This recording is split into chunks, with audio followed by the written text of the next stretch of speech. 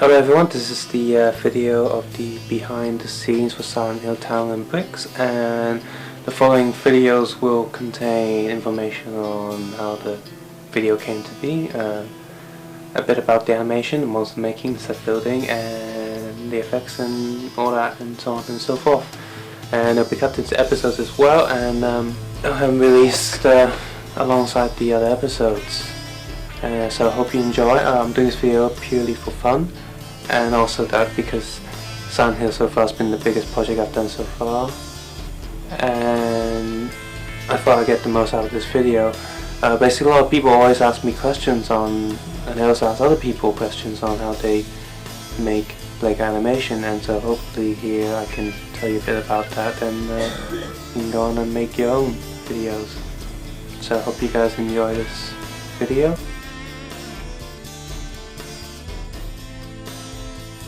So for the first part of this video, I want to talk to you about how this video came to be. This is sort of a spiritual sequel to Resident Evil City and Bricks. Basically, that video was, I saw the American Resident Evil movies. The first one disappointed, the second one was a bit better but still ruined a lot of things. And then finally I saw the third one. I really hated it. It was such a god awful movie. I don't even want to see the fourth or fifth one that's coming out soon. Anyway, City and Bricks was like a retaliation on the horrors of the Resident Evil Hollywood movies. Obviously it's very immature looking back at it, it's very basic. But yeah, I was young, and I just wanted to do something that I felt really a bit happy with.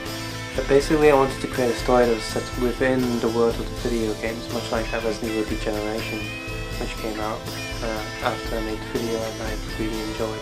I wanted to make something that was not only based on the games but actually set in the same timeline. So I did some research, looked at different pages, and also took clips and also references from the games, and you can see all the references in the credits of the Resident Evil video. Until today, that's one of my most viewed videos, and that's recording this behind the scenes now. Resident Evil Part 1 has nearly got 5 million views, which is a lot for one person doing this project, because I had other people doing the voices for me, but I was the one who filmed it, built the sets and everything. And it's a great privilege. It makes me really happy that people ask me to make sequels and remake it. It is the best compliment you could ever get. And if you're one of those, I thank you very much. And because of that, I think I might go back to make another Resident Evil Lego video at some point in the future. Don't know when, but something's in my head.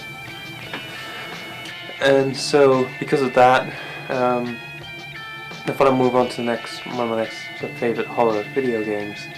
Because the original Resident Evil were quite scary, especially the GameCube remake, and one of my favourite ones is Code Veronica. And I want to do another game series and adapt that into another Lego video as well. And so I decided on Silent Hill, because that was also one of my favourite horror games, survival horror games ever. And when I was writing the script, I played all of them, all the main ones, the numbered ones, and also watched the film, and it's the same reason I really hated the Silent Hill movie.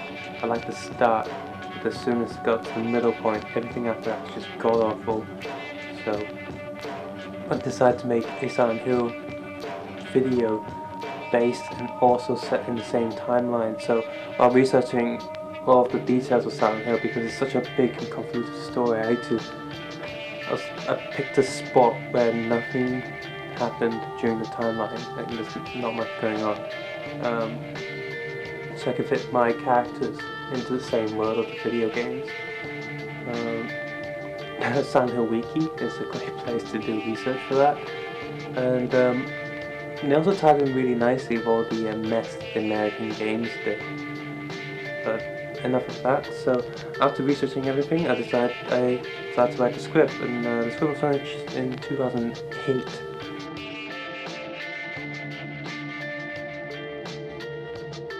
It's about the script. The first version of the script, when I first got into Plymouth, part of me felt a little bit bad that I didn't know my cousin was living in Plymouth, and it just so happens I got picked by the University of Plymouth, and I was like, oh, I have a cousin here?